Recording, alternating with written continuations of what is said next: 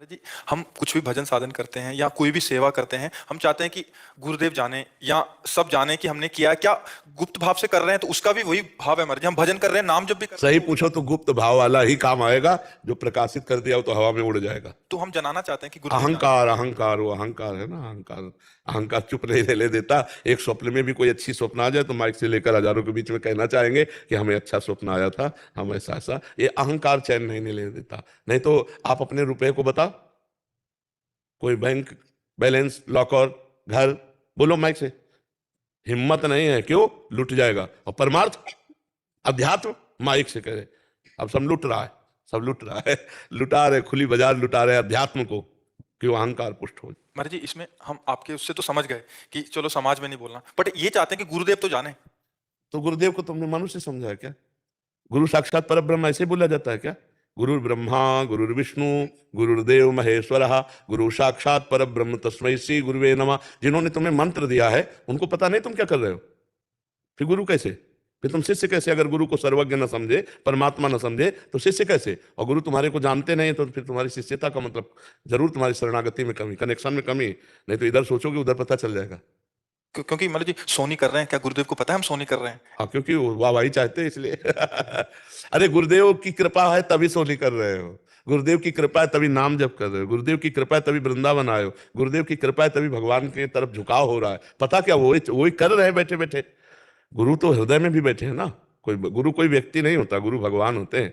और भगवान ही गुरु है, गुरु ही भगवान है। गुरु गोविंद ने भेद कराई। तो गुरु में यदि भगवान देख ले तो फिर बताने की जरूरत नहीं, क्योंकि उन्होंने मंत्र दिया तो उनको पता है कि इस समय तुम कितना जप कर रहे हो, कितना भजन भाव में, कैसे सही चल रहे हो या गलत चल रहे हो। हमने सौ जनों, 100 संतों का भंडारा किया गोवर्धन में, ये भी गुरुदेव को पता होना चाहिए महाराज हाँ, जी। वो अहंकार, वाहवाही चाहने के लिए। अपने बेटे को खवा के कभी किसी ने पोस्टर में लिखा हो तो बताना हमें। पोस्टर में छपवाया हो अपने बच्चे को बढ़िया खवा। अगर अपने बच्चे को पवा रहा, आप नजर भी ठीक से देखना चाहो ना तो माँ को भय लग जाएगा कि कहीं नजर न लगा दे। और भगवान को पवाए या भगवान के भक्तों को पवाए तो 100 जगह पोस्टर छपवा दे। सब देहाभिमान का खेल है। कुछ नहीं मिलता ऐसे पुण्यदान, कुछ नहीं मिलता। जितने पढ़ेंगे वो सब खत्म होता चला जाएगा। संतों को पवा के कोई जान ना पावे, तुम पत्तल दोना फेंक के उनकी जूठन पाओ। अगर कोई पूछे आपने संत से, मेरे में सामर्थ्य कहाँ है इतनी, हम तो खुद भिक्षुक है भगवान का, मतलब ऐसी गोलमोल कर दे कि कोई जान नहीं पावे, अपना निकल जाए। यहाँ तो पोस्टर छपवाए जाते हैं कि 100 ब्राह्मण, 100 साधु, ये सब अहंकार की पुष्टता का खेल है। इसीलिए शुद्ध भक्ति में चलना कठिन है। महाराज जी, इनका फल क्या होना चाहिए? ऐसी सेवाओं का फल, हम संसार की सेवा कर रहे हैं, संतों की सेवा कर रहे हैं, गुरु घर की सेवा कर रहे हैं, इसका फल क्या मांगे या बताओ, अंदर से क्या अगर मांगे? आप नहीं मांगते हैं तो इसका फल सीधा भगवत प्राप्ति है। कुछ मांगने की जरूरत नहीं। अगर ये वीडियो आपको 7 सितंबर से 21 सितंबर के बीच दिख रहा है तो ये आप नहीं की जरूरत नहीं। नहीं। और अगर आप मांगते हैं तो आप कितना मांग सकते हैं? एक गरीब आदमी सम्राट के पास पहुंचा, बादशाह के पास। बादशाह ने कहा आज तुम जो मांग लोगे तुम्हें दे देंगे। उसने गणित लगाई और कहा 1 साल का भैंस का भूसा और 1 साल के हम लोगों की रोटी और हम सबके कपड़े। बादशाह ने कहा तुम किससे मांग रहे हो? चक्रवर्ती सम्राट बादशाह से मांग। बोले हुजूर, इससे ज्यादा मांगने की हमारी ताकत ही नहीं है। समझ रहे? हम भूसा ही मांग सकते हैं, हम अपने शरीर की बात ये नहीं कह सकते कि हुजूर आजीवन भर की व्यवस्था कर दो। ऐसा भी तो हो सकता है ना। तो एक गांव का गांव दे सकता है, चक्रवर्ती सम्राट है। तो हमें मांगना भी नहीं आता तो हम क्या करें? मांगना भी भगवान के ऊपर छोड़ दे कि हमें पता नहीं कि क्या हम मांगे, तो आप ही दे दो जो आपको अच्छा लगे। तो वो जब देंगे तो शुद्ध ज्ञान, शुद्ध भक्ति, शुद्ध प्रेम देंगे। तो हमें लगता है भगवान के ऊपर छोड़ दे। और एक खान पान विभाग व्यवस्था, ये तो भजन करने वालों के ब्याज में होती है। मूल तो बैंक में जमा होता है, मूल में बट्टा नहीं लगता, ब्याज में ये सब होता है। यश, वैभव, कीर्ति, नमस्कार, प्रणाम, ये सब ब्याज में हो रहा है। अरे भजन कोई छोटी मोटी चीज है? पर लोग ये भजन भी छुपाना नहीं जानते। ये भजन जितना छुपेगा उतना बढ़ेगा और जितना छपेगा उतने नष्ट हो जाएगा। ये बात समझो।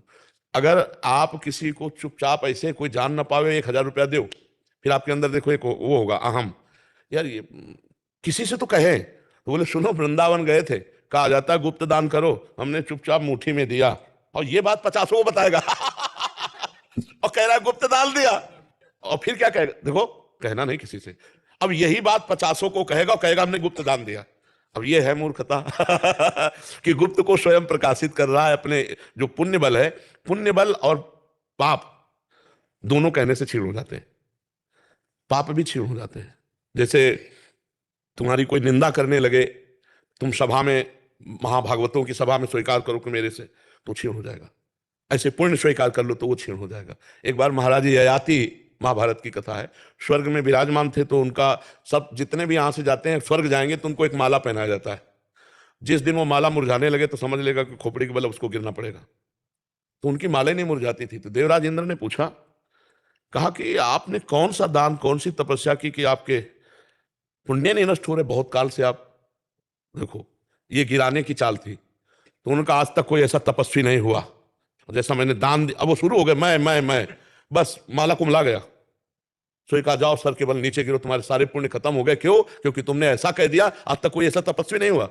सब तपस्वियों की मर्यादा को नष्ट कर दिया और तुमने कहा ऐसा दानी नहीं हो। तो बड़े बड़े दानियों के तुमने, तुम्हारा सारा सुकृत मुंह से कहने के कारण नष्ट हो गया। तो वो भी बड़े प्रवीण थे। तो उनका, देवराजेंद्र मैं गिर तो रहा हूं लेकिन एक कृपा कर दो, संतों के बीच में गिरूं। तो उनका तथास्तु। तो जो ही ऐसे आ रहे थे तो महाराज शिवी और कई ऐसे महापुरुष थे। अरे उन्होंने कहा तो कोई देवता है जो आकाश से पतित हुआ, तो जितने मेरे पुण्य हैं उन पुण्य के बल से तुम वहीं रुक जाओ। तुरंत पुण्य ट्रांसफर किया, वहीं बीमार। कौन है आप? तो उन्होंने बताया, मैं महाराज ययाति हूं। आपका पतन कैसे हो गया? बोले अहंकार पूर्ण भाषा बोलने से हमारा पतन हो गया। तो क्या चाहते हो? बोले अब मैं मृत्यु लोक नहीं, पुनः स्वर्ग। तो कहा मैं अपने सारे पुण्य दान करता, तुरंत पहुंच गए। महाराज जी पुण्य भी ट्रांसफर हो जाए। और क्या, क्यों नहीं? अभी चाहो अभी। जिस समय दुर्वासा जी को सुदर्शन चक्र पीछा किए त्रिभुवन में कहीं शांति नहीं मिली, भगवान ने कहा अम्बरीश जी के पास जाओ। तो अम्बरीश जी ने तुरंत ट्रांसफर किया। कहा आज तक मैंने जो भगवत आराधना की है, आज तक मैंने जो ब्रह्म ऋषियों की आराधना की, संत महात्माओं की सेवा की, उस समय दुर्वासा को देता हूं। हे सुदर्शन चक्र, आप शांत, तुरंत शांत हो गए।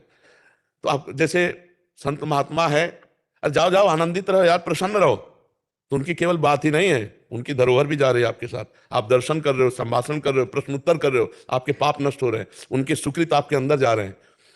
ऐसा नहीं है कि, तभी कहा है कि सत्संग अत्यंत दुर्लभ है। तात स्वर्ग अपवर्ग सुख धरी तुलाय कंग, तुलन ताय सकल मिल जो सुख लव सत्संग। तो पुण्य महापुरुषों का भजन बल सारे जगत को प्राप्त होता है। और महापुरुष वही है जो ये चाहता, सर्वे भवन्तु सुखिनः सर्वे सन्तु निरामया सर्वे भद्राणि पश्यन्तु मां कश्चित् दुःख भाग् भवेत्।